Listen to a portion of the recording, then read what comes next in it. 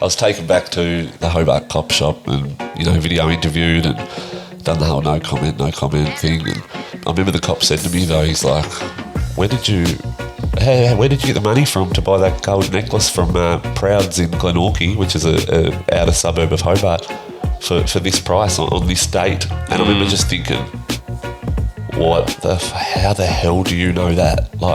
And I remember the feeling my heart sunk. I was like, wow. And he's like, mate, we've been watching you for months. And it was literally, like I said, I went from a half ball to selling my own ounces within about 2 or 3 months' time. My head was huge. Alrighty guys, welcome back to another episode of Planting Seeds with Soul. Today we've got a very, very special guest. I was actually on his podcast not long ago. This is Braiden Tonks, guys. How are we, guys? I'm glad you're on, bro. I'm honestly glad that you've made the effort to jump on. Yeah, bro. Oh, mate, I was always going to repay the favour, We've been talking about it for a little bit, eh? Yeah, definitely. Yep. You'd know yourself how hard it is to get people on. Yeah, it is, bro. So many people want to jump on too. And times and shit like that, yeah, for sure, yeah. Man, I've got a little spiel. Yeah. That I'm going to read out if that's all good. Go for it, brother. Alrighty. Obviously, guys, I've introduced Braiden Tonks here. Braiden Tonks, also known as Tonksy. Braiden's story is one of incredible resilience and transformation. Born and raised in Claremont. Am I saying that right? Yeah, Claremont, bro, yeah. Tasmania. The Mont. The Mont. He has faced a tough upbringing, marked by domestic violence, addiction, and a decade-long battle with ice that led him down a dark path of crime and prison. But Braiden didn't let this past define him. After hitting rock bottom, he turned his life around through faith, hard work, and an unshakable commitment to change. Now based on the Gold Coast, Braiden is a proud father, the host of the Tonksy Media podcast, and the founder of Tonksy Media Productions. Through his platforms, he shares powerful stories of struggle and redemption, giving a voice to those who have faced the odds and risen above them. His mission? To inspire others to find hope and create a better future, no matter how dark the past may seem. I'm honoured to have you on, bro. Well, bro, that's not a bad intro. I appreciate it, bro. Put it in a nutshell? Yeah, definitely, man, for sure, yeah. Lots of bits in between there that we can talk about, I suppose. But I struggled reading that. I can barely even breathe. You can probably hear it. I'm crook. Yeah, same here, bro. I'm starting to get the sore throat and the blocked nose and stuff. And I've been real short of breath too. It's been funky. Yeah. Real funky. But how you feeling, man? How you feeling about jumping on the podcast today? Oh, mate, I'm wrapped. Obviously, I had you on my podcast there recently, and we've stuck sort of as mates since, and then I seen you launch your podcast, and I was like, "Fuck yeah, good shit," Like I sort of, I don't know. I suppose I felt like I sort of inspired you to do it a little bit, if anything. Like honestly, you definitely have, man. Like I thought that I wouldn't be able to do a podcast. People have been asking me to do one, through the stuff I've been doing with social media. It's obviously another platform, another way to reach a mass of people, and it's it's an hour long instead of a 1 minute short video as a reel on Instagram. People can listen in for an hour, and through the conversation, I'm giving you words, I'm getting some back. That's right. It just opens up so many doors, man. It does, mate. Hence why I started a podcast. So just giving people that opportunity to put their life out there, and put their, because everybody's got a story, bro. Oh, man. Do you know what I mean? Everyone's going through shit. Everyone's been through shit. Yeah. And, a lot of the people that are lucky enough to get through that shit and come out the other side to share those gifts with other people, I think that's what it's about, 100%, bad or good. It doesn't always have to be a shitty past or, it's... people have got great stories that are just on par with the shitty ones. You know what I mean? Yeah, absolutely. And you know what? because you invited me on your podcast. coming over to be on my podcast, and I'm like, Yeah. a little bit shitting myself. I'm like, he's been doing this for a while. I'm like, am I doing this right? Am I doing that right? But like at the end of the day, and I've said it before, I've got to remind myself, like, there's no rules, there's no plan to this shit, is there? Brother, if you watch our podcast back, I say those exact words. Oh, do you really? There is no rules, bro. It's the best part about running a podcast, it's your podcast. You make the rules. Like, oh, absolutely. Do you know what I mean? And, mate, I've watched your episodes. I've watched every single one. I've watched all your shorts and stuff, and you're killing it, bro. Oh, cheers, brother. I appreciate that, eh? I wanted to lead into something, like you said I don't know, Claremont? De Mont? Yeah, Claremont, 7011, 7011, mate. That's my... Tassie. Yeah, Tassie, bro. What have we got going on here? Anything? Yeah, funny you say that. I've had collarbone... I've had collarbone operation, and I've actually got the scar. I don't know too much about that story. Like, I know a little bit, but it's all about the inbredness down there. You're born with two heads. Like the old man used to say it as a joke to his mates. But yeah, that's why I've got it. Yeah, just repeating what he said. It works. I just say, people say, "Oh, where's your scar?" And I actually show them. Yeah. What was it like growing up there, man, in the Mont? And what was life like growing up there? Were you raised there by your family? Yeah. Mum and dad, they split up when I was about 12. So I'm the eldest of four. I've got there's me, then a sister that's 2 years under me, and then there's a brother that's 2 years under her. Mm-hmm. And then there's a big gap, I think 8 years, and then we had a little sister. So I recently actually did a social media reel on this, actually, the whole swearing on people's lives. I don't know if you've seen that. I remember you talking to me about it. I've come across it somewhere with you for sure. Yep. Yeah, and our little sister Tali, she, when she was born, I was 12 when she was born. Just starting high school and whatever, but we all used to we swear on Tali's life, and it just became a thing. Like multiple times, I can recall myself saying it just to shut mum or dad up, or or just using it as an excuse to get away with something. In other words, cover up a lie and that. Yeah, you know what I mean. And then, young Tali was 4 years old, mate, and diagnosed with she had this massive tumour grow off her bladder rapidly, so ever since then, I remember Dad saying to me, like, after that, do not ever let me hear you swear on anybody's life again, and it just was like, so if you hear me swear on somebody's life, bro, I fucking mean it, you know what I mean? Because I'm not too sure what you believe in, but you feel like you're being heard when you say something like that by something greater. That's like right. Universe and that. Yeah, definitely. Heaps of different labels for it, but yeah, the higher whatever intelligence. Definitely. That's why we're here is listening. We are, bro. Yeah, but growing up in Claremont, mate, I grew up in an era where it was like postcode wars, bro, and not to sound cocky or anything, my old man had a hell of a reputation as a bad man. He was barred from most of the pubs. He was a violent pub fighter, man, and could fight, So I sort of grew up with a bit of a chip on my shoulder, taken after the old man, and a lot of the older boys were, you're Matt Tonks' son, so I sort of copped that, It was good, but it was bad in the same way, but so I was Claremont and the surrounding suburbs of Claremont there in southern Tassie was like I said, it was the era where it was postcode wars, and it was, bro. Like mate, some of the brutal fights and shit that I was in and stuff, it was like, but that was sort of through my teens. When I was just left high school, I met the mother of beautiful Marley over here, and so I was 16 when I met her, and we had a bit of fun there. We sort of turned 18 together and sort of hit the clubs and done all that stuff, and then Marley was born, and you would have thought that would have settled me down a little bit. That's like I say all this shit because I was I've been convicted of it all, but I used to grow a lot of marijuana. around this time, so Marley was born in 2012. So yeah, 2013, ecstasy was a big thing in Tassie. And the old school, as we've spoke about, the old school gack, you know. Chuck it in your freezer. Yeah. So that was a big thing. There was no ice though, no ice back then, man. There was later on. So yeah, you know, I started off, you know, just get 100 pingers of a weekend. I hit the clubs up, you know. Marley's mum would stay home. You know, I was running amok, doing the wrong thing.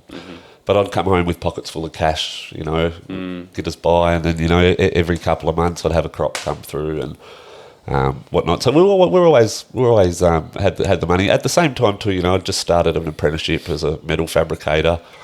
So I was always, from the outside, I looked good, but I had a dark side to me secretly. Yeah. Do you know what I mean? Yeah, absolutely. Just the like that surface and that within worlds. There's a lot of darkness swirling around. Definitely, bro. Yeah, you know, and you know, it went from 100 pingers to 500 to next thing you know, I've got 1,000 pingers a weekend, and like that's big for Tassie, bro. Like you know, like up in the mainland we call it. It doesn't sound like much, but mate, if you're in Tassie, you've got 1,000 pingers. You're doing all right. Do you know what I mean? Like, and, you know, we're selling them for $30-$35 a pill sort of thing, you know, getting them for like $8 each, you know. Yeah, I remember I got done with a box when I was 19. That's what the whole trafficking, supply, possession. Yeah, okay, yeah. All that was about. But, lucky that was shit pingers too, because they go off strength, as you'd know. Yeah, like if you get done yeah. Well, actually, funny you say that. I was in a nightclub. People watching this from Tassie will know it was the main nightclub in Hobart, Ivory. I've still to this day got a life band. So, but I was in there one time, and you know, I'd go in and bro, that sometimes there'd be a line up of people just waiting to see me, you know, and yeah, there was this one guy, and he's like, "Oh, can I, you know, get a 10-pack off you?" And I said, "Yeah, whatever." Come to the toilet and went in there, and he pulled a fucking badge out. Oh no! Yeah, got me with 150 pingers. Took me back to the station. Like, long story short, bailed me out. Never heard another word about it, bro. Wow. Yeah, I didn't have no court date, no nothing like that. Like, you tell me what they fucking done with. Do you know what I mean? Like, he looked like he was beaming too, this guy. Like. I got done in the loos too, actually. Well, I didn't get done in the loos. A security guard pulled up, and he just wanted some money. Like, he's like, "If you're going to be flicking in here, I'll be taking some cash off you." And I asked how much he wanted. He said what he wanted, and I gave it to him. And then that same night when I walked out the club, this is at Cocktails and Dreams in Surfers Paradise. Yeah. The cops pulled me up. I had them all shoved in my undies. Yeah, as we do. They took me in, they stripped shirt. I got all the way to the point of my undies. I denied. And then they're like, "Rip your jocks off." And I'm just like, "Oh, man, righto." Straight to me gooch. Yeah. Yeah, nah. But yeah, man, I never ever... To this day, you know, one of the bros, Benny Higgins, shout out Benny, he was with me when it happened, and like, I was shit myself. I'd never been convicted of, you know, I had a few driving charges and things like that, but I'd never been convicted of anything, you know, and so I was peaking, thinking I'm going to jail, like 150 pills, like, but the sneaky pricks had them himself. Like, well, I never heard anything, so... Using their power, eh? Yeah, you know, but yeah, growing up in Claremont, mate, you know, mum and dad split up when I was 12, 13-ish, sort of when the little sister was born. And, you know, dad was always a strict parent, the one that was, like I said, he big pisshead, loves his piss, loves drinking at the pub, you know, he's always the loud one in the pub, you know. Liked by a lot of people, feared by a lot of people as well, that sort of reputation to him. But he was anti-drug, man, you know. Like, even I remember the first time I was, you know, 11, 12 years old, tried a joint and come home stoned and got the boot up the arse for it, you know, like... but yeah, he was always the anti-drug one, whereas mum was way lenient, probably too lenient, you know. But once dad left, you know, obviously there was, as you mentioned in the intro there was a lot of domestic violence, you know, verbally and emotionally and a little bit of physical stuff. But, yeah, long story short, there ended up being DV orders between mum and dad, and we weren't allowed to see dad there for a period of time. And like I look back now, and it was a sad time, you know. But at the time, it was like, this is my free. I'm free now. Like there's no dad. Mum didn't care. I'd sit in my bedroom smoking bongs and, you know, like with all my mates when I was freaking 12, 13 years old, you know. Do you reckon him leaving was a good thing? Or like that separation was a good thing or a bad thing? Looking back now, very bad. Yeah. Yeah, you know, but at the time it was great, man, because I didn't have that strict parent I can there. do what the fuck I want. Yeah, you know, and, you know, I ended up moving into the back shed and, like, set it up mad and, you know, not to mention, too, I was in a band, bro. So I played in a band there. I was a drummer of a band throughout, you know, my later teens. But I had this shed set up, man. I had, like, 20 grand's worth of music equipment and, you know, big lounge, a fireplace. And it was a sick little pad. Yeah, and it was the go-to. Everybody used to come chill. We'd smoke our bongs and whatever. And it was one night I've actually got a tattoo on my ankle. So we had the fireplace was like a little potbelly stove, you know, little potbellies, and we used to feed it pine cones, like, you know, like these bastards here. yeah, like that, just like that, you know, yeah, and because it only had a little hatch thing at the top like that, you couldn't really fit. Well, and a little door at the front. Anyway, I had these logs of wood. That's all I had to burn this one night. And we're all out there smoking bongs, and everyone's left. Long story short, and I'm stoned off my head, and there was I'd put one of these logs in the front of it and it was like hanging out the front about yo far, you know. And I was like, all right, everybody's gone, packed up, gone to bed. You know, about an hour later, I got my sister come banging on my bedroom door, like, Braiden, somebody's in your shed, somebody's in the shed. Like, I was like, so I've jumped up like the crowbar, you know, ran around, and as soon as I got around to the front gate where I could see the shed, I just seen smoke bearing out. No insurance, no nothing. We lost all the music equipment. I had my whole wardrobe in there, like. But yeah, so I got the little tattoo there. It's the shed, 2004 to 2008. You know, with the little pot belly. That. That's it. Like that's a very good memory, isn't it? It is, you know, and a couple of the other boys got it as well, you know. But yeah, so that was sort of, you know, there was about a 12-month period there where we weren't seeing Dad, and then, you know, once Dad Dad went hard at court, man, and ended up winning us over, you know. At the same time, Mum, you know, she was shocking, bro. She was shoplifting and you know, driving whilst disqualified, getting done.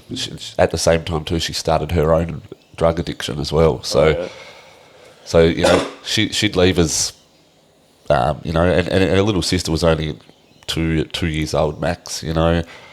Mum would leave us like from Friday till Sunday. I'd just party all weekend. My sister under me, Brittany, she'd be like the mother of our little sister, while Mum would, you know, go and do her thing of a weekend. And yeah, so that didn't last too long. Mum ended up going to jail, and yeah, and Dad ended up getting the full custody of us. I think there was a period there in the middle where it was a week on, week off thing with Dad.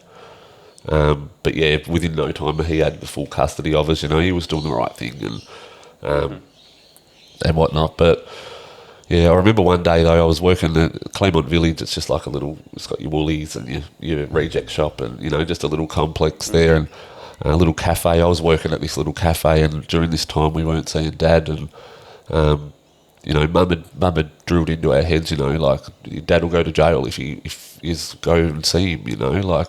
And he most likely would have, like. And I remember I was stacking the fridges in this little cafe, this little corner cafe, and I seen out the corner of my eye Dad and his mate come walking down from Woolies.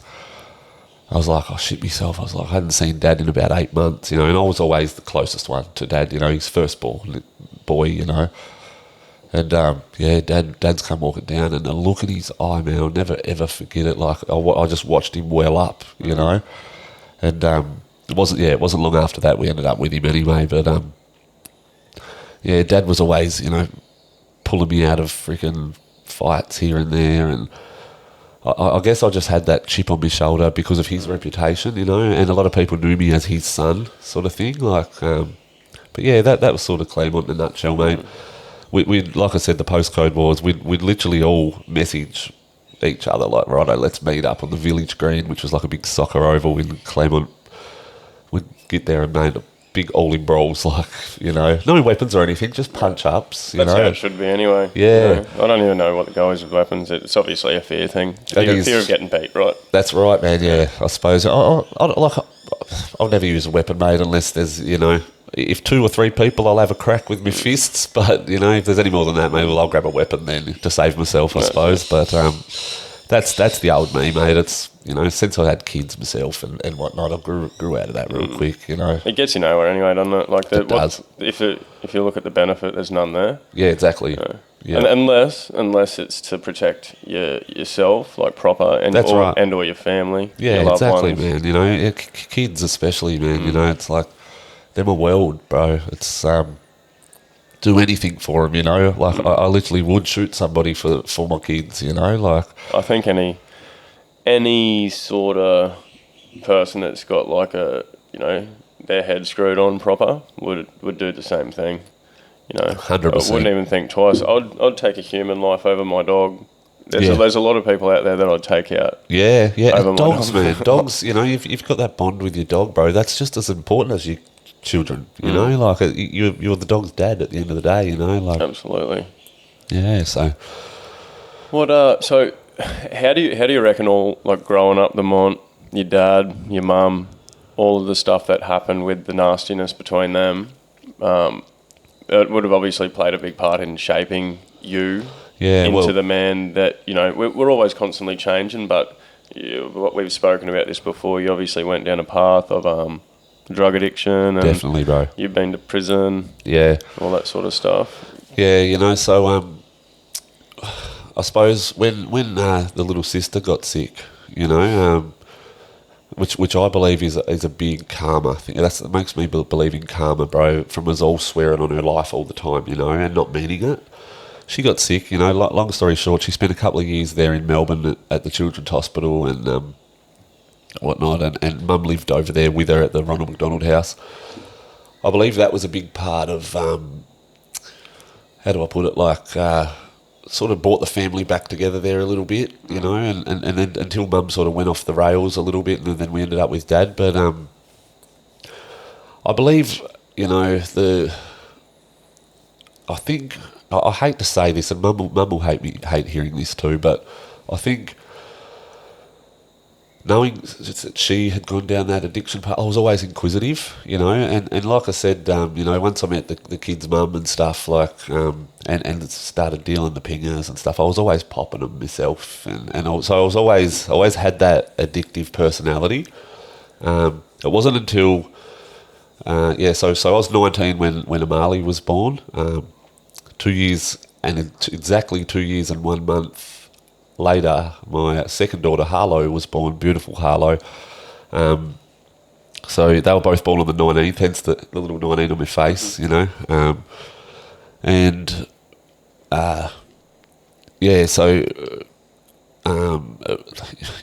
Really, I've got 2 kids, you know. I've got a 2-year-old and a newborn baby. I'm just about to turn 23-ish, you know, and then ice hit Tasmania, man.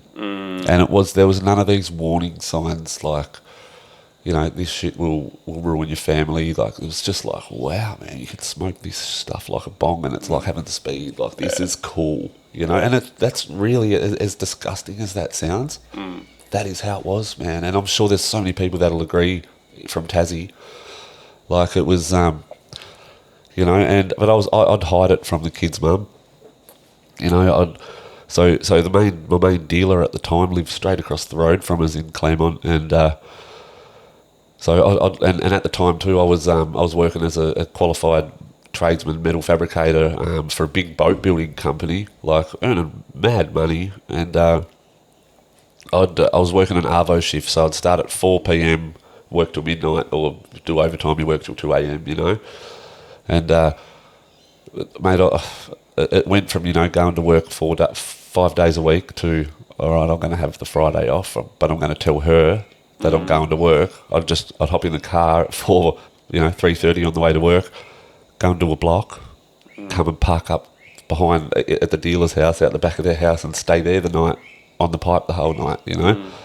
And then, you know, come midnight, I'd creep back in home, and like, Harlow was a baby at the time, and So, I'd do her bottle and stuff, and here I'm off my head, and I hit it, bro. I hit it for a good 6 months, until the come downs started, and then I think, the kid's mum, one day, because I stopped giving her money for rent and stuff. I stopped going her halves in the rent, and, that sort of gradually faded away, and then one day she went through my bank statement, seen that I'd sent this guy money, and I come unstuck. And it was within a matter of a few days, her and the kids were gone. And I was left in this house, and the come downs were, I can't put it to words. They were so, and because I didn't know, what's happening to me, because there was, like I said, there was none of these warning signs, and so, I'd freaking go off and I'd kick holes in the walls and all the bullshit that comes with it. It's embarrassing to talk about, really, but it's the truth. And like I said, within those few days, she was gone, and she didn't come back. That was it. So I sort of had to. We lost that house or whatever, and I didn't touch it again, though, man. That was enough to make me stop touching it. I did, probably 6 months hard on it there. And then that happened. We had the relationship breakdown. And, mate, I didn't even know how to use a washing machine.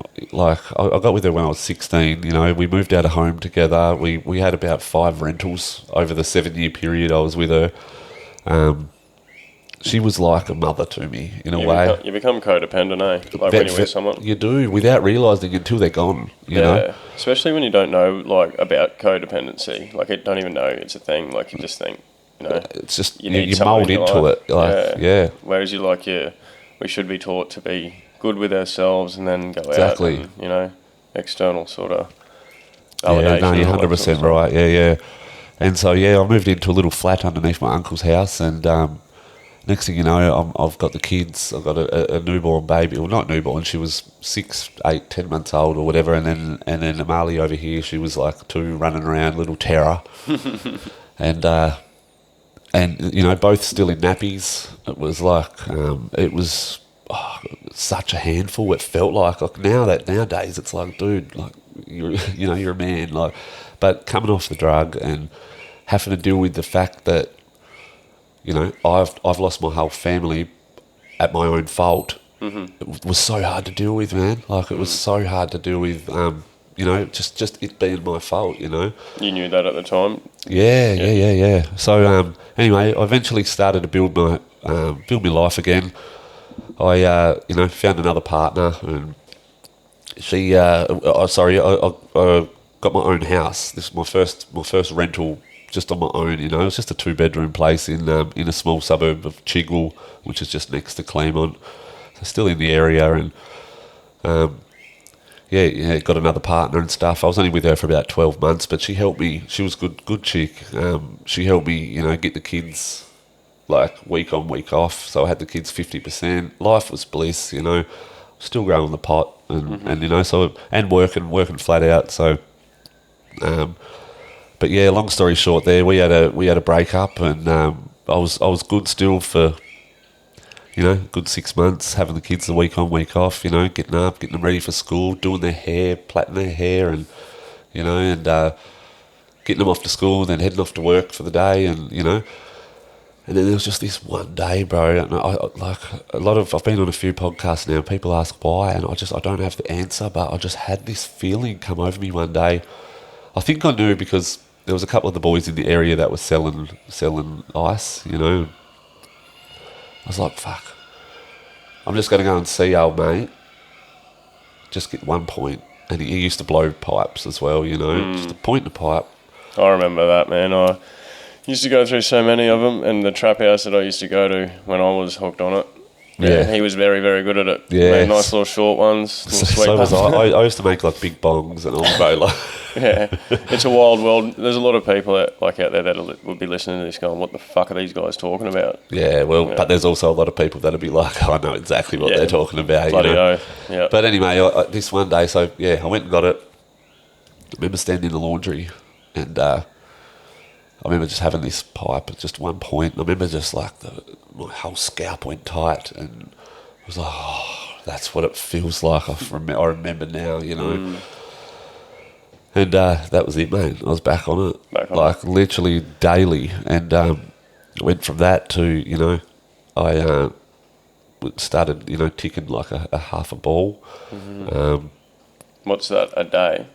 Yeah, nah, just like I'd tick a half a ball and I'd smoke my little bit out of it, sell the rest just to be able to buy another one.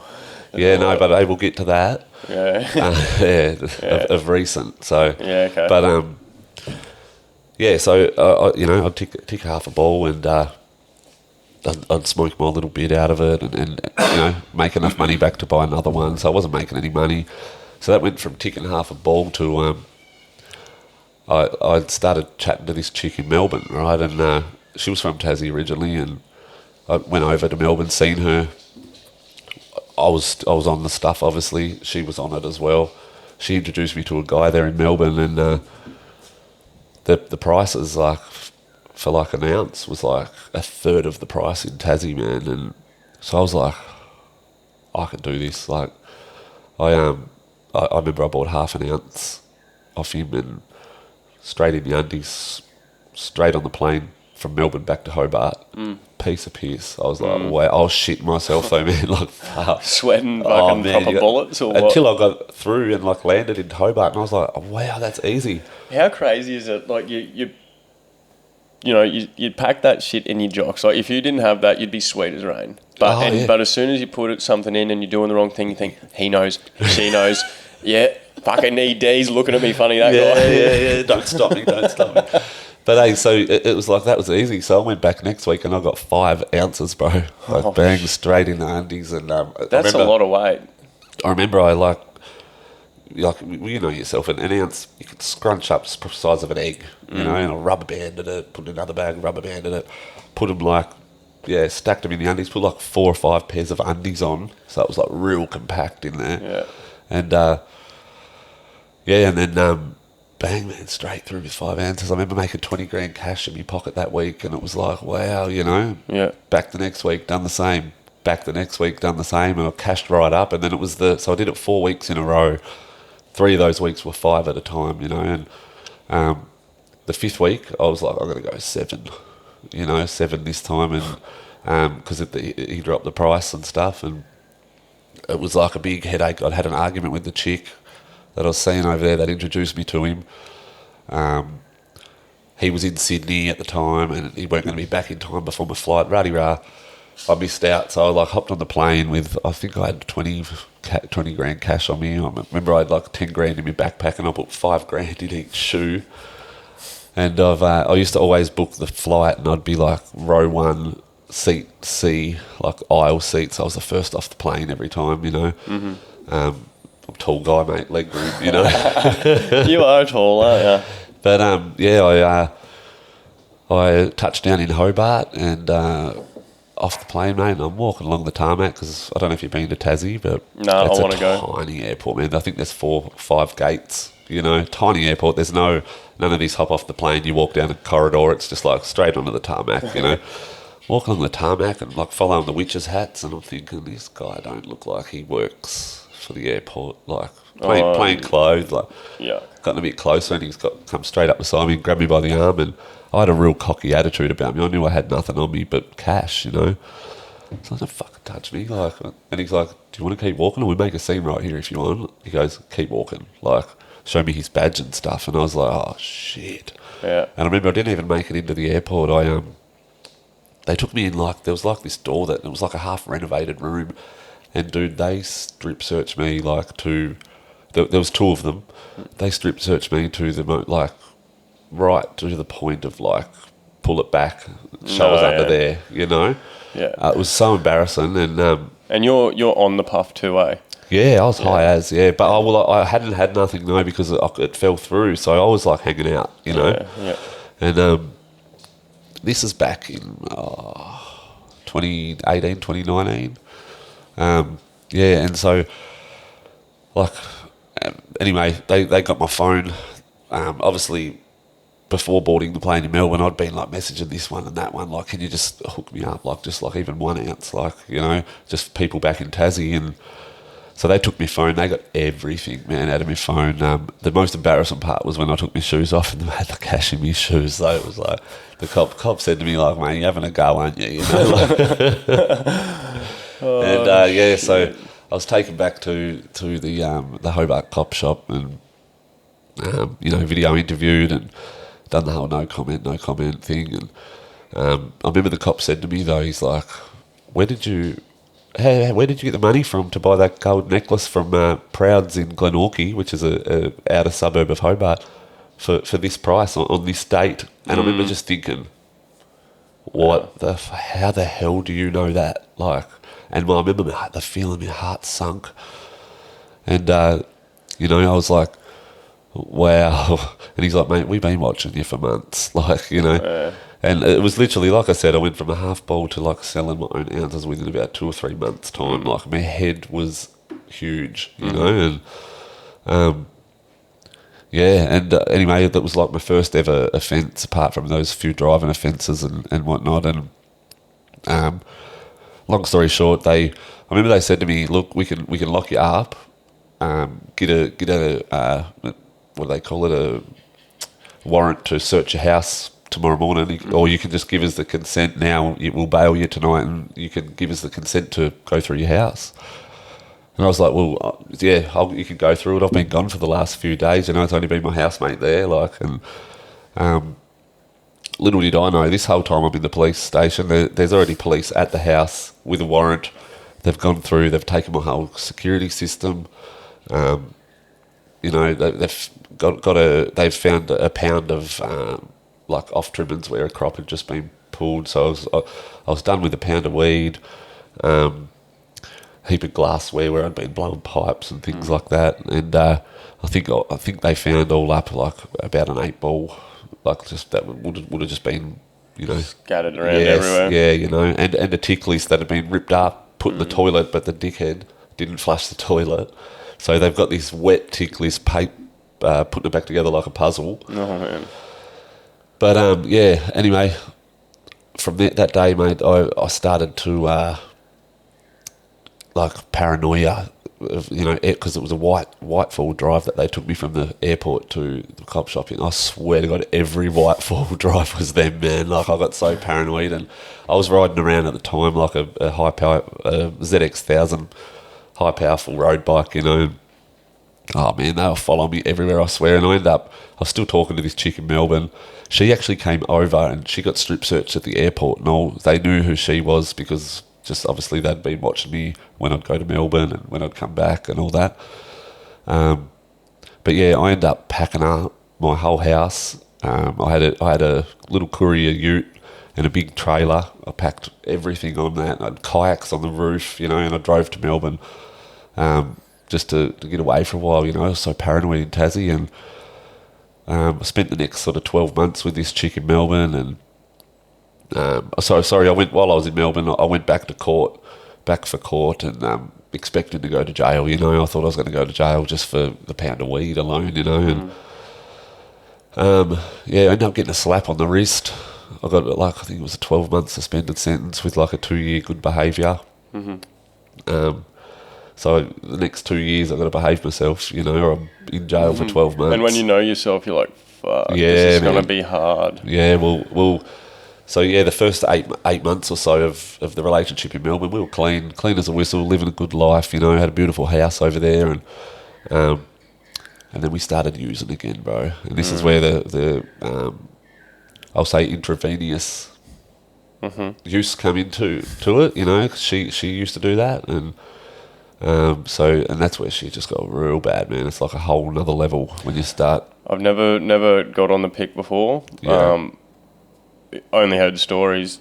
Yeah, explain to us just the experience, I guess, in a way.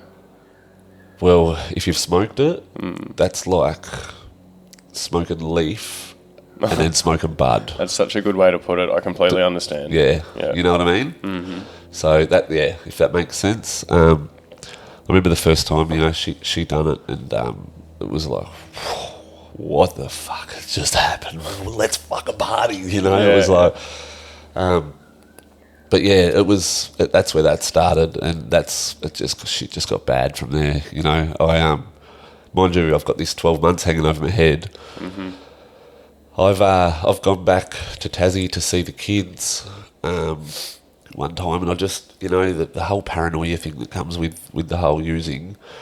I'm paranoid on this chick. She's doing the dirty on me, you know, and I just intuition. I had this gut feeling, man, like, and so I done the old, you know, fried thing, and I hacked into her Snapchat one time, and bang, man, on memories from yesterday, like the day before, it was like this guy laying on my bed with his old fella out, and you know, you can see in the photo in the background, like my clothes hanging in the wardrobe. Oh fuck, that's you know. right, So man. I was like, and you know, Dad, knowing the person I am, Dad's like, you ain't, because this guy was the guy that I was getting all the stuff off, so, you know, that she introduced me to like 12 months before. So like, Yep. it all come to me like she'd been seeing him the whole time, you know, and Dad's like, I was like, I'm going to kill him, Dad, like, you know, I'm going to kill him, you know, and he's like, you're not fucking going back to Melbourne, like, you need to calm down, you're staying here. I missed my flight on the Sunday.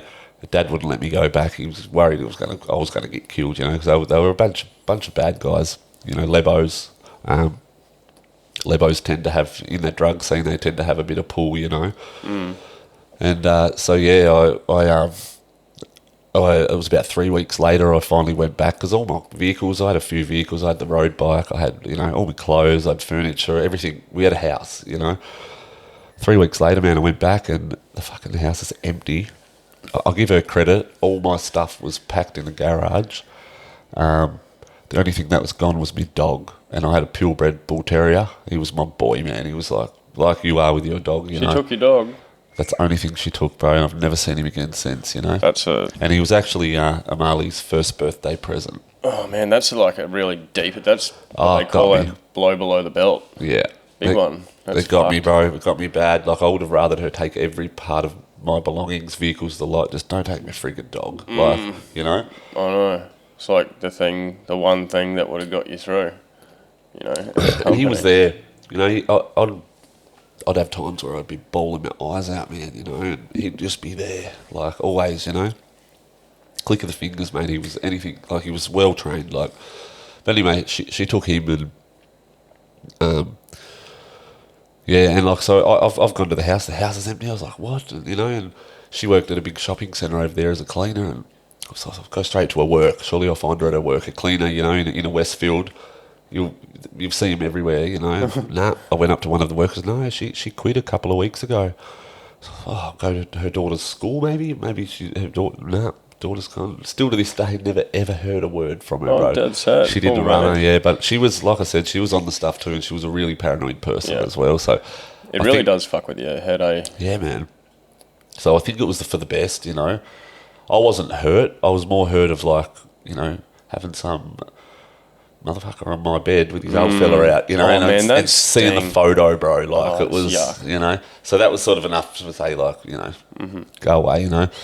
But, yeah, so the next couple of weeks in Melbourne, man, I ruined myself. I sold off all my vehicles, everything, put it all up my arm, and then, like, literally was like on the side of all I had was a suitcase with a few clothes and stuff, and I rang Dad and bawled my eyes out, and he's like, get on a fucking plane, get your ass back here, you know, and so I did. I ended up going back to Tassie. The drug use just got worse, man, worse. Started selling again. Next thing you know, I'm pulled in by a motorcycle club. The president he knew I could move stuff, you know. I had that reputation of being able to move stuff quick, make quick money, you know. And so yeah, I spent the next 6 months or so living at the clubhouse of this bike club, and they'd sort of only just established in Hobart, and you know, made a shitload of money, and you know, and all the fun that comes with it, as you know, the strippers, the like, you know, it is good fun while it lasts, but it don't last, you know. No, it does not. Yeah, and yeah, and then next thing you know, there was I won't really go into this too much because it's not really my business to speak about, but there was a bit of an in-club war, chapter sort of thing, and yeah, and there was this one day I was like in the middle of it, and one of the guys was about to be stabbed, and I went to jump in the middle, and next thing, just tonk. I just my ears. It was like a metallic taste in my mouth, and like my ears just started ringing, and it didn't knock me out, but I like dropped, and I looked up, and it was this gun straight in my head, man, and it was like, wow, my whole life flashed in front of my eyes, my kids, my, and I was just like, you know, long story short, we ended up back at the clubhouse. There was only 4 or 5 of us, and I was just like, I didn't give a shit I said, I'm out. Like, this is it. I'm done. Fuck you, the lot of you. I'm out. I don't want no part of this. You know, I've got kids, man. Like, you know, and yeah, I grabbed my stuff and I walked out that day and never looked back. And I never ever to this day will I go near another bike club, man. I know how they work. Yeah, absolutely. Like, you know, I haven't experienced them all, obviously. I'm sure just like people, that you got your good ones, you got your bad ones, but from my experience, you know, it's all just a show. It is, bro. It's all just There's a show. no brotherhood. No. Like, don't get me wrong, man. Still to this day, one of my bros, he's the one that pulled me into it, you know, and it was more so to help me because I was so lost, you know, and it was like, come to us, bro, we'll look after you, you know, and they did. I can't say they didn't, but still to this day, shout out Rock. He was one of my bestest mates in the world, man, still to this day, and, you know, he's moved on. He's a Hell's Angel now, I think. Yeah, he's still like that, bro. You know, he come up and stayed with me not that long ago, and I'll always love him. But yeah, as far as the lifestyle with bike clubs, mate, it's a whole bunch of rubbish. Like, you know, it's all about money, and absolutely. and the way they treat women and shit, man. It's just not. Like I said, I grew up around domestic violence, and no woman deserves to be thrown around like a freaking object.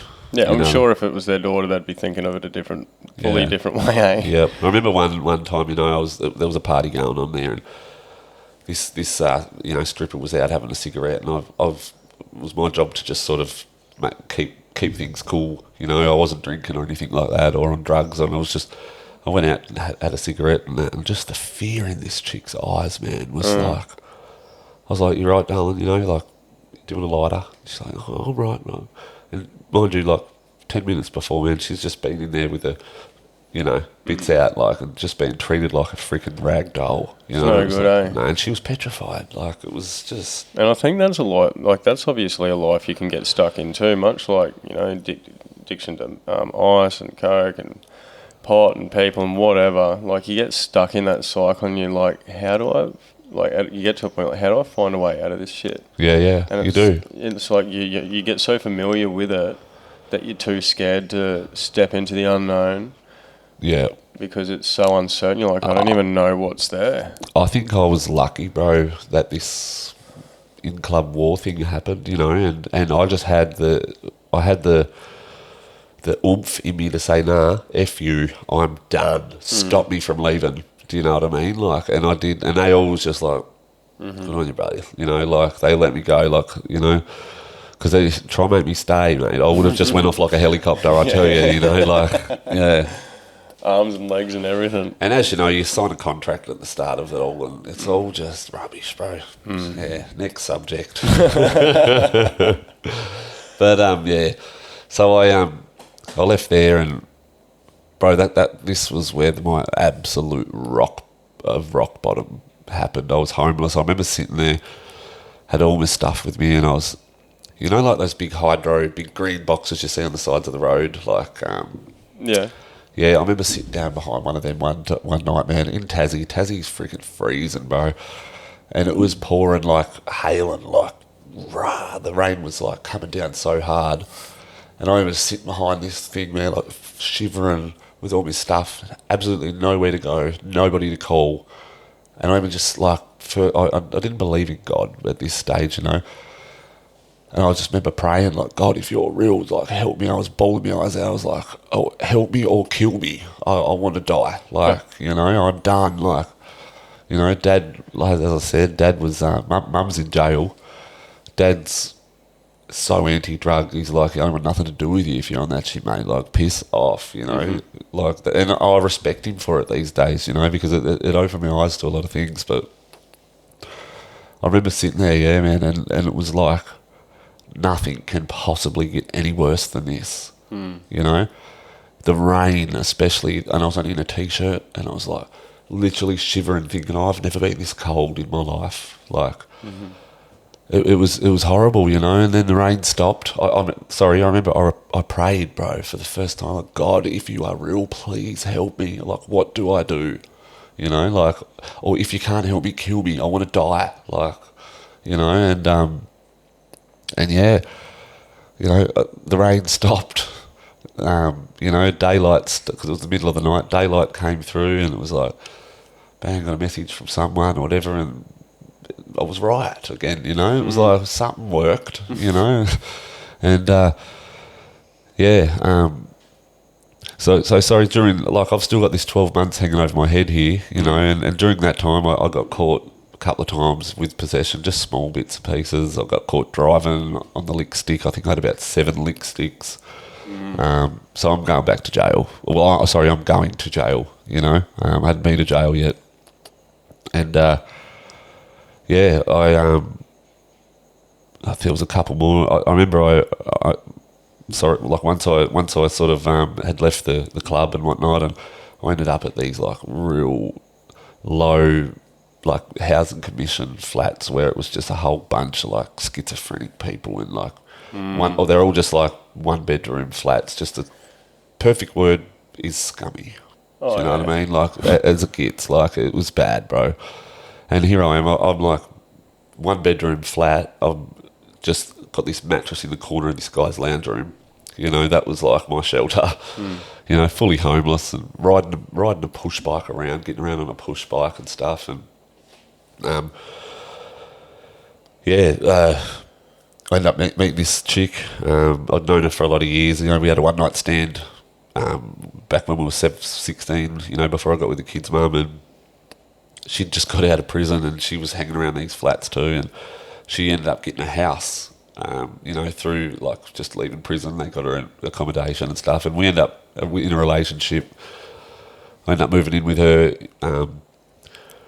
and we were both using still, and that the domestic violence between us got real bad. You know, she was a badass, man. You know, she would punch most of my mates up. You know, this chick, right. She was badass. Like, she'd done, you know, over a year's prison and whatnot. You know, it's just, you know, you reap what you sow, I suppose. Like, you know, that was what I was hanging around. So that's what I ended up with. And yeah, we ended up with like a DV order between us, and we'd have a verbal, nothing physical, but we'd have a verbal argument. The police would be called. I'd get locked up for the night. I'd get out. I had nowhere to go, so I'd go back to her. I ended up with like 9 breaches. And then I remember the cops come one time, and like the cops were called one time, and I was like, this is my last time. If they get me now, they're taking me in. So I remember the cops come, and I'd like jumped the back fence, went straight through the neighbour's back door, straight through his lounge room, straight out his front door, and legged it straight up the bush. And like, because we lived like sort of back onto a big bush, and there was like, the area was like burnt out cars, and it was a low area, you know. I remember running, man, and there was like 4 or 5 cops on foot chasing me through the bush, and I hid underneath this burnt out car. And I remember, like, I was like trying not to even breathe, man. It was like, and it was about 4 or 5 o'clock in the arvo, so the sun's going down about that time, you know. I'm laying underneath this car, like literally squished, trying not to breathe. The cops are like walking around, no, you're there, like, you can run but you can't hide, and got their torches and shit. And I was like, oh my God. And then my phone's go in my pocket. It's like off a movie, eh? Running through the neighbour's house, they're like, fucking what? Literally, yeah. Bro, yeah. And luckily I knew the guy, you know. He's like, yeah, go, you know, like.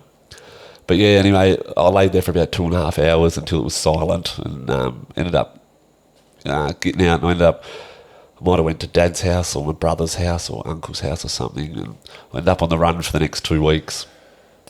And like, the cops they'd go to Dad's house looking for me. I would have just left there and gone to my brother's. They'd go to my brother's. I'd just gone to my uncle's. So I was like on my tail everywhere I went. And one day Dad's like, come, I'll take you to the cop shop, hand yourself in, mate, get your freaking jail out the way, start fresh, you know. And I'm like, yeah, all right, Dad, no worries. He's dropped me at the cop shop. waited till he drove off. Boom, I was out of there again for another couple weeks, bro. No shit. But yeah, I ended up going back to her house. And I'm in bed. We're in bed, we'd made up, and we're in bed, and I got woken up, and the whole bedroom's full of police. There's like 6-8 police in there. Mr. Tonks, you're under arrest for this and this. And I went to jail, bro. Far out. Yeah, and I was like boned out, 68 kilos, 6'5". I was 68 kilo, like boned out, like shit myself going to prison. But I was part of this bike club, and there's rival biking clubs in there, and I'm thinking it's going to be on, But I remember Dad saying to me, you might not be physically fit. He goes, but you've got this, and you will always have this. He goes, you go in there, mate, anybody says anything, he goes, you just go off and you punch anybody in arm's reach, show them who you are, you won't get picked on again, And so I'm driving up in the prison van, we're going through the big gates into Risdon Prison in Hobart there, and I remember I was shaking, thinking, oh God, it's about to happen, I hop off the bus and walk in, Tonksy, this one. It was like, oh, this is all right. That's a relief, isn't it? And so, I sort of settled in, expecting to do the whole 12 months, and I got, 4 or 5 months in and went to court, and they resuspended the rest of my sentence. So I only did, the 4 or 5 months and then got out with the rest of it resuspended with another 12 months on top, wholly suspended as well. So I'm pretty sure that still exists today. But from then, mate, I got out of jail. I'd put heaps of weight on, I was like 100 kilo, confident as, man. I don't know how. Well, I suppose some people are different, but I learnt something from jail, man. I found faith, man, God. It was like the Bible, for example. Nobody reads it because it's all just a bunch of jabberish stuff. But in prison, it's actually called the Prison Bible, and it's worded like for me or you to read it, And I read it, man. I literally only read the whole thing, and it all started to make sense to me. And I remember this one day, it was Christmas Eve, and it was the one and only time I spoke to the kids on the phone. And I remember like there was a phone in the yard, and I started crying on the phone to them. I missed them so bad, and I just wanted everybody to see how well I was doing in there. And I got off the phone and I walked back across to my cell, like crying and stuff. Everyone's seen it. I didn't give a shit, man. I was like, those are my kids. I'll cry if I want, Yeah, that's tough. Yeah, and I went back to my cell, and I remember sitting there on the edge of my bed, and there was a puddle where my tears were just dripping, And and all of a sudden I forget. I always try to remember. I forget his name, but it's a. I think it's on SBS.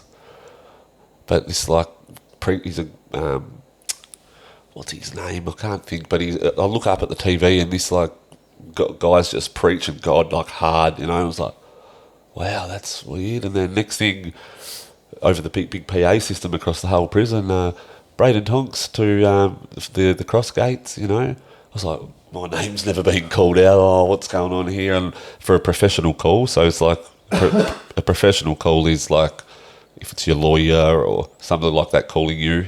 And I went up, and it was this beautiful old lady, God bless her soul, Patricia.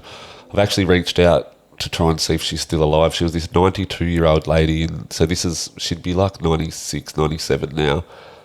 You would think she's 65, gets around, no walking stick, and she's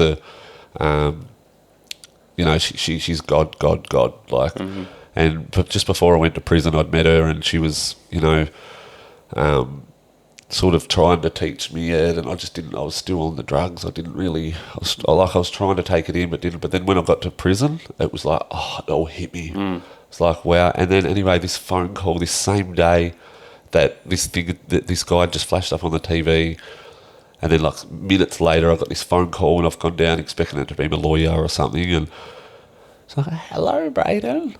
I was I started bawling my eyes out, tears of joy, Patricia, guess what's just happened, and it was her, and she was just checking up on me in prison, and it was like, wow.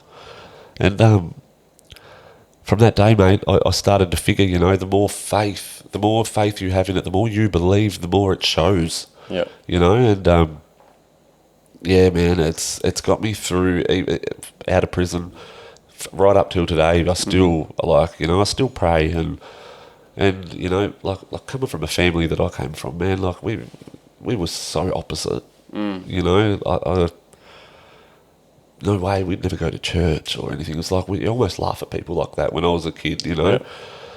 Yeah. But yeah, man, I'm totally opposite these days. And I've got to mention, 10 days before I went to prison, while I was on the run, I tried DMT, bro, for the first time. And it's a topic I wanted to talk with you about too. It was like, nobody in my friend group circle or anything had even heard of it or tried it. I was the first one, and my cousin gave me this yellow powder stuff this time, and he's like, you know, you just put it on the top of your cone and have a cone. And so, all right, I went back to my brother's house and I had it. I just, man, I don't even know how to put it in words. It was the biggest awakening, and I think that is what helped connect me with when I got to prison with the Bible thing and all that too, because you know yourself, the smell of DMT. It's kind of like, I don't even know how to put it, you know, perfumey in a way. I think it smells like wood. Cow shit, bro. Like, I don't know. Like, Perfumey, you know, like cow shit wood. a paddy in like a cow paddy in a paddock like that. Yeah. That's what I think anyway, but you know, my nose has been abused over the years. I can't smell shit. I can't see colour. I'm fucked. You were saying, like, you can't put it into words. That's so true, man. Hey, because I think it takes away the words, like the labels, the ideas, the beliefs. It dissolves them, and you're left with yourself. I just remember thinking to myself while I'm in it, oh my God, I know the answer to everything. I'm so smart now.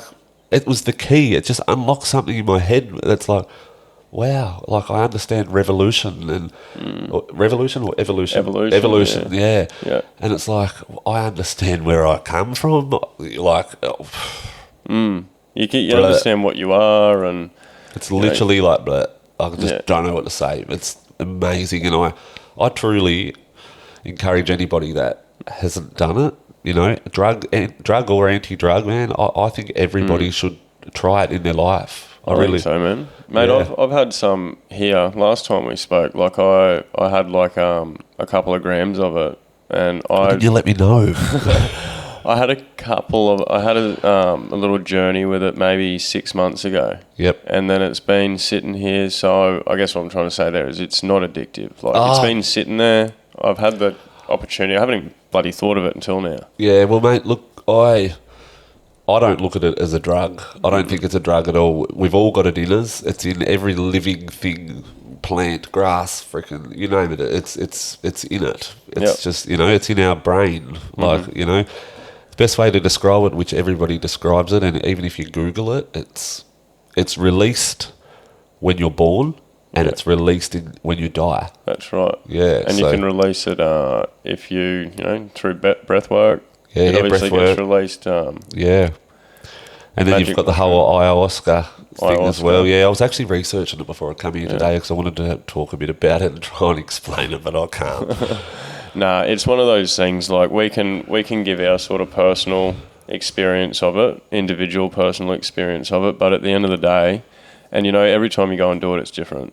Yeah, it is. I've never had anything like the first time ever. The rest, I've done it maybe 5 or 6 times now in my life, you know, over the last 5 or 6 years. Yeah. You know, so it's like definitely not an addictive thing. It's just something that I swear it's got to come to you. If you chase it, it's not, you know what I mean? It's got to be right at that right time. That's right. Like if someone presents it and says that they've done it or they've got it or whatever, feel it yourself, and like if you feel called to experience it, like it's been sort of presenting itself to you in different types of moments, and that you'll know when you know. That's the intuition. Intuition is when you don't know how you know, but you know. Yeah. And you know you knew. Yeah. It's a hard one to spit out. No, but I know what you're saying. Exactly right. Yeah. And that was like my first time, you know. My cousin, he's just like, yeah, try some of this, man. Take this home. This is how you do it. And I was just like, well, I didn't ask for it. It was just then, oh, man, I'm so glad I took it off him. Yeah. But, yeah, I think that's what made my whole like I said, it was 10 days before I went to jail, and I think that is what made my jail experience literally enjoyable. Yeah. Like, you know, you're in there with a lot of bad people, murderers and all that, but I can't say that I hated it. When I found out that I was getting out 4 or 5 months in, I was like, oh, what am I going to do now? You know, I just settled in there, you know. And You didn't get on the shit in there? nah. That would I have tried a little straightened bit. You know, the thing, what I did try in there was weed, bro. Somebody had bought in, you know, like you get like your dusty stuff out of your The mower. grinder, yeah. Yeah, man, it was like a yowie, full thumb packed of Oh, that. wow. So that it was heavy, bro, like, you know. And someone come into my cell one day and it was like he had a Coke bottle with a pen as a stem and just like a tinny as a cone piece, you know. Fully thumb packed with this shit. And he's like, yeah, bro, have a cone. I was like, I'll still smoke a bit of weed today, you know. Yeah. It's a therapeutic thing for me, you know. So I was like, yeah, sweet, man. Like, had this worst place you could ever be stoned, man. I'm telling you now. Oh, no. I locked myself in that cell for about 4 hours. Like, I'm so stoned, man. It was, yeah, that's all I had in there. No, even when I was using them, I was very, very clean. Always very clean, you know, clean water, clean, yeah, I've never ever been one of those, luckily, because you can slip off and not give a shit. But I was always super, super clean, man. Like, you know, even when I got off it, you know, straight to the doctors, blood tests, the lot, you know, always been like that. Like, but yeah, I got out of jail, and my cousin Brad, love him to death, mate. I was only with him yesterday. Of all people, we hadn't really had much to do with each other throughout our lives, you know. But I got out, and he was pretty tight with my dad at the time, and you know, I was staying with Dad for the first couple of weeks, and Brad and I were like Dad. Like I said, he was tight with Dad, and he's only 2 years older than me, so we get along awesome, you know. Same sort of interests and stuff, and we like started hitting up the clubs in town, and you know, started to mingle with girls and stuff again. And I remember Brad had a real nice Lancer, and we drove into the city one night to head out, and we were a bit early, so we went across and got something to eat, and we freaking walked back over, and these 2 chicks are leaning up against his car, man, and he's like, fucking girls are on my car, like, and I was like, hey, settle down. He got a real short fuse, Brad, and it's like, settle down, man, I'll go over and chat him, you know. And funnily enough, I've been with her 4 years, bro. It was Beck. Oh, yeah. And How is she? good, man, good. But I said, hey, excuse me, ladies, can you just jump off the car? You know, Before my mate loses it. Yeah, you know, we ended up hanging out with them for the night, and then Brad ended up taking me and her back to her place, and you know, you'd think that we would have done the deed, mate. It was 3 days, you know. She was a good girl, you know. It took 3 days. 3 days. Fucking you poor bloke. But you know, mate, I absolutely love her to death. Yeah, you know, we had beautiful Darcy. She'll be 2 now in October this year, so she's just turned 1, pretty much. She's about 15 months old. Beautiful little Darcy, and yeah, it wasn't until recent. I think this is something you wanted to go into, my recent downfall. Yeah, let's talk. Let's get a bit. It's all been real, but you know, not many people have the balls to, you know, after your story, a story of drug addiction, you know, you're in, you're out of it, you've been doing good. Yeah. And recently, not long after the podcast, you had me on. So I'll fill that part in first, sorry. So yeah, I met Beck, you know, we kicked it off, bro. We, like, awesome, you know, she was the best thing that could have happened to me, and she was, you know, I'd gone from this chick that I was using with that ended up going to jail over and all that, you know, badass bitch, to getting out of prison and meeting this chick that's, you know, got a government job, drives a nice car, and yeah, I did start to get into a bit of, you know, selling a little bit of white stuff, bit of the coke and stuff, and whatnot. But I started working again and everything, and we kicked it off, and we had a bit of a downfall she ended up going up to Darwin there for a couple of months, and I had a little bit of a relapse on the gear. Nothing like the past, but it was sort of an eye-opener for me. She went to the Gold Coast and to Darwin, and my mum lives up here on the Gold Coast, and I was just like, Mum, I need to get the hell out of Tassie, and she's like, get your ass up here, I'll clean you up, prove to Beck that you can do it, and so I did. Moved up here. I lived with Mum for a couple of months. I just started Tonksy Media Productions. I was just starting to get into doing a bit of videography work with music film clips and things like that. It wasn't really established properly though. I didn't have an ABN attached to it or anything like that. But then I moved up here and sort of created a Facebook page and an Instagram page at Tonksy Media Productions, and sort of a bunch of business cards and things like that, and I got the business sort of going. I'd done a few gender reveals and birthday parties and things like that, just as a professional photographer, videographer, whatever they wanted, sort of thing. And then before long, obviously Beck seen the good in me, mate, and she went back to Tassie for a bit and then moved up here. I remember I flew down to Melbourne and we drove up from Melbourne. We were living with these Indians in this share house there for a little bit. That was there's a whole story that goes with that, but I won't go into that. But yeah, we kicked it off. Luckily enough, it was right at that rental crisis, man, where it was like you go to a property inspection and there'd be 130 people lining up waiting to... Yeah, I remember that. And we were luckily enough, man, we found this place on the place that you've been to, just on Facebook, private rental, bang, we got it like that, and and so we kicked it off. And then I had a mate live with me there for a bit, Ryan. Shout out Ryan too. Ryan's a absolute brother to me, man. He's been the one that's been there for me through everything since I've been here, and he's funnily enough a Tassie boy as well, but I only know him from up here, so I never met him in Tassie. But Ryan moved in with us there for a couple of months, and I said to him, and it was right when Spanion's podcasts were big, and I was following Spanion a lot. I was like, I'm going to start a podcast. What should we call it? Tonksy Media was starting to grow, and Tonksy Media Podcast, similar logo. I created all my logos and stuff, and Tonksy Media Podcast. Fuck, why not? And at the time I was doing a lot of videography work for Bo Woods. He's a professional boxer up here, another Tassie boy. Oh yeah. He's super lightweight boxer. Absolute gun he is too. But I was doing a bit of work with him, and I was like, bro, do you want to come do a podcast with me?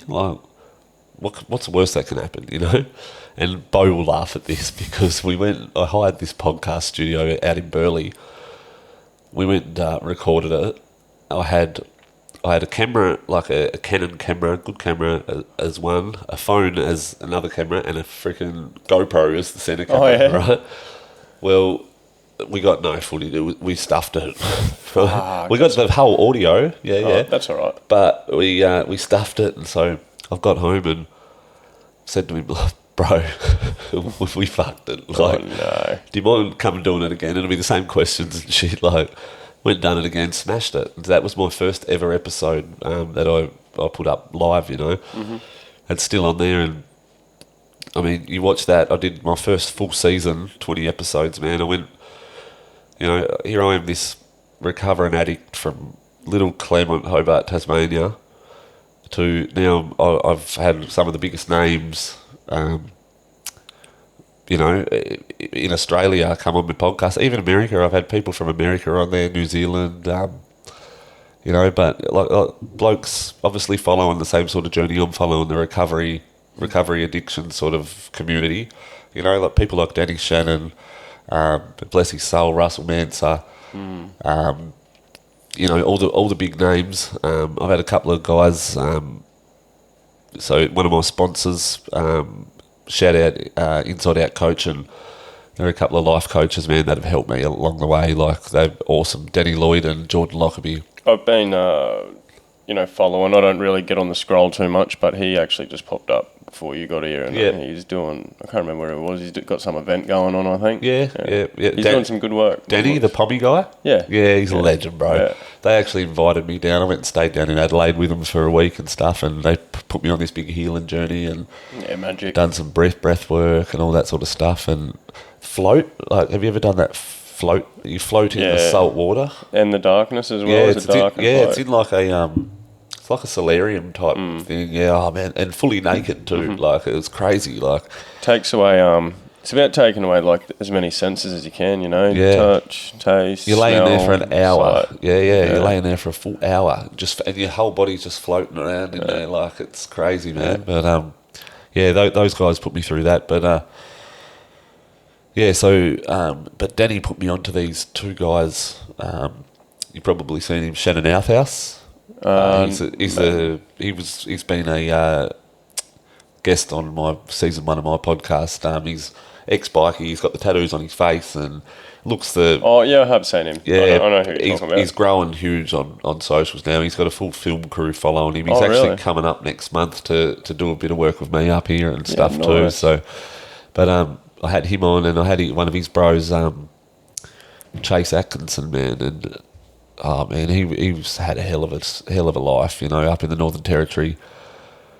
A few weeks after I had him on the podcast, he committed suicide, and it was just, you know, I had so many different people. He'd never been on a podcast before, Chase, and I had so many different people messaging me like, "Thank you so much for doing this podcast with him. You know, we've got this forever now," and you know, it made me feel awesome, like awesome in a sad way, you know, but the Tonksy Media podcast kicked off, man. The first, 10 episodes, it was just YouTube, you know, and then I hooked up with this guy in the States that I'd pay him $5 an episode, and he'd put it on Spotify and all that. Now, these days, bro, I just do it all myself. I've learned how to do it all myself now, but, just season 1 alone's had 250,000 streams across all platforms. What I've only done 3 episodes now. You're one of them of season 2, and that's already up to 12,000 streams across the 3. You know, just the recent one with you know, Mark Anthony, the hypnotist. That's only been up for a month, and it's had 7,000 views on YouTube. Oh really? Yeah, kicked magic. off, man. Yeah, I think too maybe because I admit my recent relapse and stuff on there, which we'll talk about, I suppose.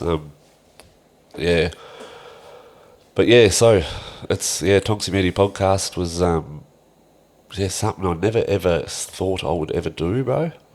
But I'm so glad I did. You know, it's put a face. I'll go to boxing events and stuff, and people are like, "You're that podcast guy," you know. It's good, eh? Yeah, bloody oath. You'd cop it a lot too, just from your content, you know. Well, you're helping people. You know what I mean? It's not you're not setting up for you know, to destroy people. You're doing it to heal people. Exactly, bro. Yeah. That's right. Yeah, and give people a voice. You know? Absolutely.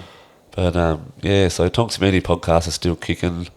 I've had a bit of a standstill with season 2 at the moment because I recently had a pretty deep relapse, bro. I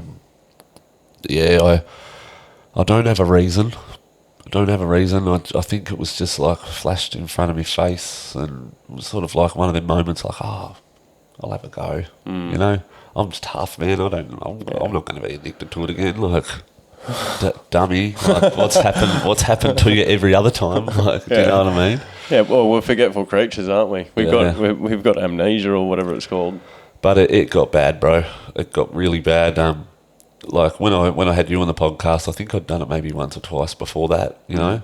After that, I went real quick, you know, and I was literally smoking half a bowl a day, bro, to myself. I remember chatting, we obviously had a bit of a yarn and that here and there. And that's what I wanted to mention to you, man. You have been, how do I put it, an inspiration, obviously, but something about you, bro, it's almost creepy because you rang me that morning. Oh, yeah. Remember? And I was I'd just dropped old mate off at the airport. It was about 5 a.m, 5:30. He was on that early flight.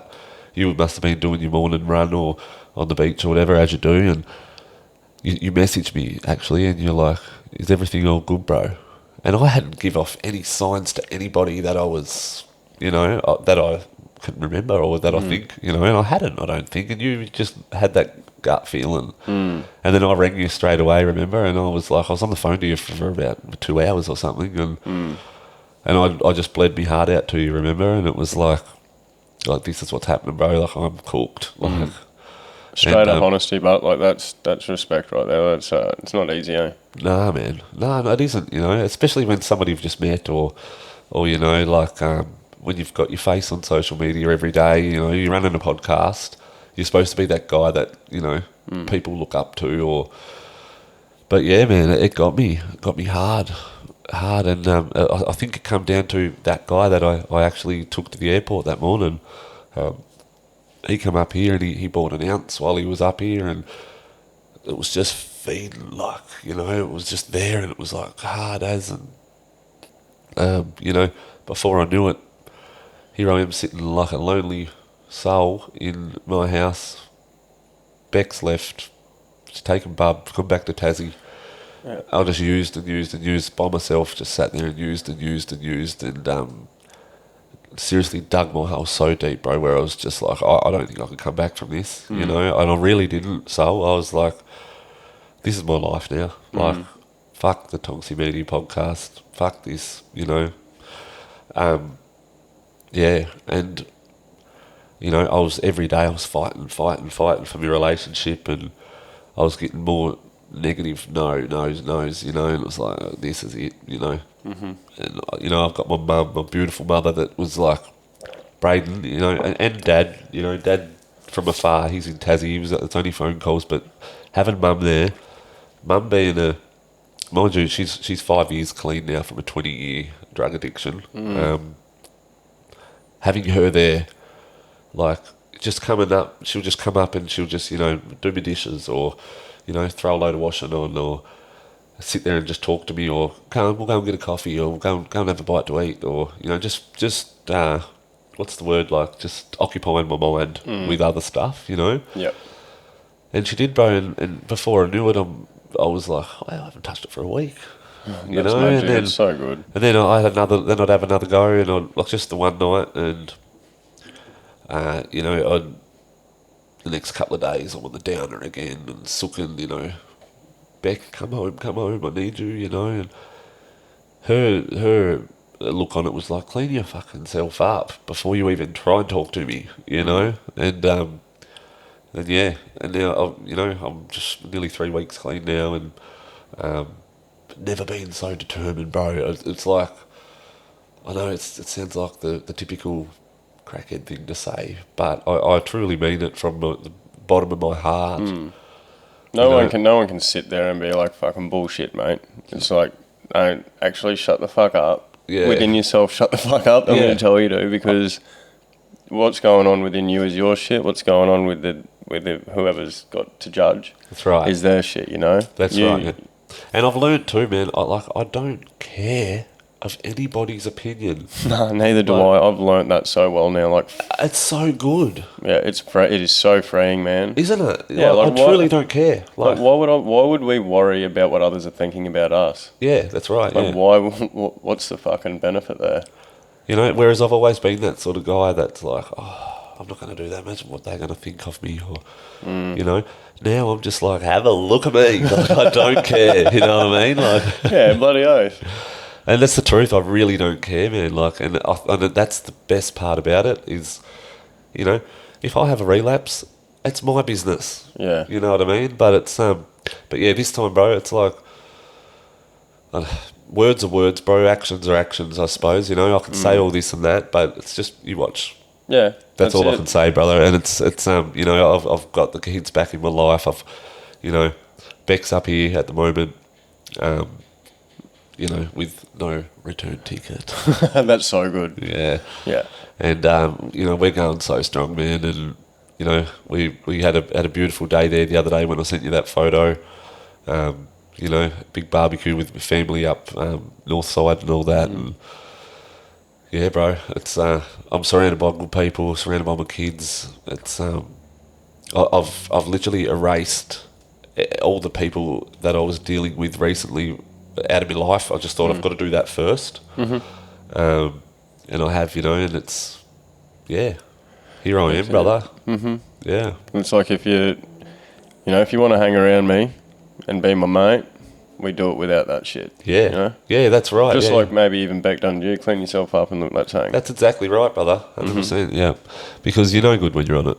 Yeah. You are no good when you're on it. Like, and like I said, mate, I got to the point where I was like, smoking nearly a couple of grams a day to myself and still feeling normal. Do you know what I mean? Like, that's bad when you're at that stage, bro. And Absolutely. But yeah, that's where I'm at, bro. I've got a mad lineup, bro, of people just waiting there to come on the podcast. I'll give a little sneak peek. I've got Kai Mansa, Russell's son. Been speaking pretty tightly with him, and he's ready to jump on shortly. And he hasn't been on a podcast yet, apart from the one with his dad. And he's ready to jump on, tell his story, and open up. I've got some cool people coming on, man. Been chatting to some cool people, some big names. So Kai Mansa, for those of you who don't know, that's Russell Mansa's son. Yeah. For those of you who don't know Russ, he recently passed away. Good friend of yours, wasn't he? Yeah. Yeah, well, we knew each other online. We'd been chatting. We'd never got the opportunity to meet in the physical. Yeah. But we helped each other out with a couple of things and had some deep chats, and it was a big shock. Was, man. It was. It was definitely a big shock. I was the same with him, I never got the chance to meet him in person. Obviously did a podcast with him, but it was via video. And but the same deal, bro. Like I was there messaging him on a daily basis there for a while, and just his words, the way he'd come across was just so warming. It was, God bless his soul, man. He was a beautiful creature. Yeah, like, he really was. Yeah, and to have had the story that he had behind him, he was badass, man. Like, tough ass. Bank robber. He was a bank robber, wasn't he? Yeah, bank robber, man. Yeah, car thief. Like all the above. Like, and to see what he turned, transformed. Yeah, himself, transforming dark to light. Like that's what it's about. It is, bro. And that's my goal, bro. That is what I want to do too. Like, I've only really just told you just the surface level, man, of my life, and I know I've got a lot of tools back there, man, that can help a lot of people, and I look forward to actually, pulling them out and using them, It's the experience too, like, if someone's gone through the similar type of things that you've gone through, like I want someone like you to help me. I don't want someone that's gone to school. Yeah, same. As a psychologist, unless they've gone to get both sides of it. They've learnt that side and they've got the experience side, and they've also tapped into like messing around with consciousness and different realities through plant medicine. I still believe, of course. I still believe, though, you've got to have that experience. You've got to have been there to truly understand it. Mm-hmm. Like, there's no other way. Unless like I know talking to you, so, like, I mentioned something and you click, what I'm talking about. The feelings that are there with it. Do you know what I mean? So, rather than talking to somebody that's just going, yep, yes, like, you know what I mean? It's and how does that make you feel?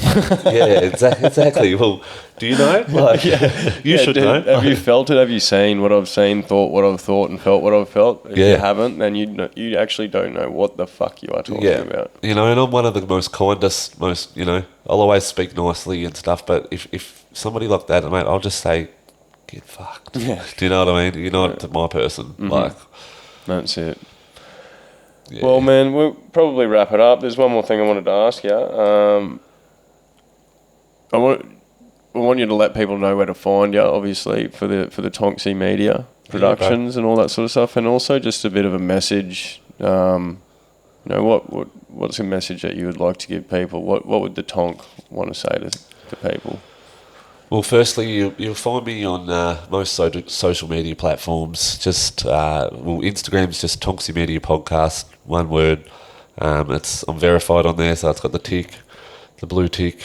Just Braiden Tonks, Braiden. It's rare, apparently, how that's spelled. But, I think it's a first. But I'm verified on Facebook as well, and I think TikTok, I'm just Tonksy, capitals Tonksy. Mm-hmm.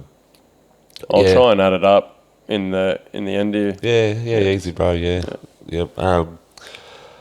And I guess, like I said, my life, mate, bro, is far from glamorous. There's a bunch of things that I could say, but look, if you're going down that path of, drug use, just any drug use in general, addiction, something, whatever's addictive to you, like, just know that there is literally no good that comes from it. It is, there isn't. There's nothing good that comes from it. So, like, wake up to yourself, listen to people like me, or you, Sol, that's been there and done it, that all we've got is a bad story to tell at the end of the day, you know what I mean? So, like, if you've never used the shit, don't freaking touch it. If you're on it, get the hell off it. Yeah, that's pretty much, bro. That's all I can really say, because everybody's got their own experiences, their own issues, their own problems, their own reasons for using and stuff, but I guarantee not one person has got something good out of it at the end. Like they say, the only thing that comes from ice use especially is either prison or death. Just absolute destruction, eh? Yeah, man. That's the thing. It gets you so hard, man. It grabs you so hard that before you know it, you are so balls deep in it that it's impossible to pull yourself out on your own. Jump into a rehab. Find a good rehab. That's it. I'm lucky enough to have had the willpower to not ever have to go to a rehab. I've had the family support and whatnot, but other than that, it's don't think that continuing to do it is a good thing, because it's so wrong.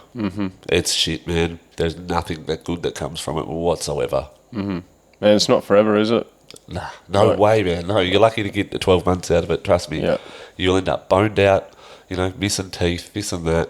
Like, scabs all over you. Like, it's just shit, bro. It's just really rubbish. Like, it's fucking hell that disguises itself as heaven. That's one of my favourite sayings. It is hell that disguises itself as heaven, eh? Like, it's a perfect way to put it, brother, for sure. Yeah. It's bloody beautiful at the time, but, like you said, give it 12 months, you'll either be dead, all boned out, just a nasty looking, like physically nasty, mentally, emotionally and spiritually, just absolutely cooked up unit. Yeah, hating everybody and everything. Like, it's... Proper victim too, eh? Yeah. I was like, Yeah, everybody else's fault. Oh, yeah. Absolutely. Yeah. Except for me. That's right, brother. I appreciate you, bro. Thanks heaps for having me on. I appreciate you too, brother. Thank you. Actually, before we ended up, what happened to your finger? I've been wanting to ask. Which story do you want? The real. So, well, for starters, I'm right-handed, right? So when it's my index finger, my right index finger, so I literally had to learn how to like write again and stuff. Yeah. Unfortunately, it was back in the day when I had the chip on my shoulder. It was a brutal pub fight. But it wasn't my fault, man. It really, truly wasn't my fault. There was this guy. Long story short, it was a Sunday arvo. It was in this pretty rough pub. People from Tassie know it as the Mustard Pot.